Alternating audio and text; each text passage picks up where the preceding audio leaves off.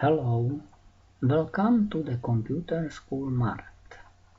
Let's start lesson 005, AutoCAD Introduction to Drawing. Command line. This command draws line. From the Draw menu,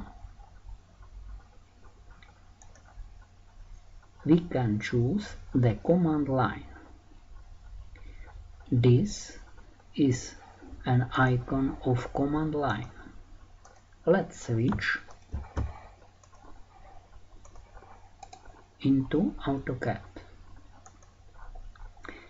Left click in the icon of command line and then specify first point.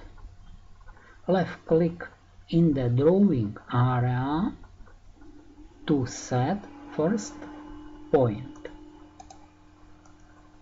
You can specify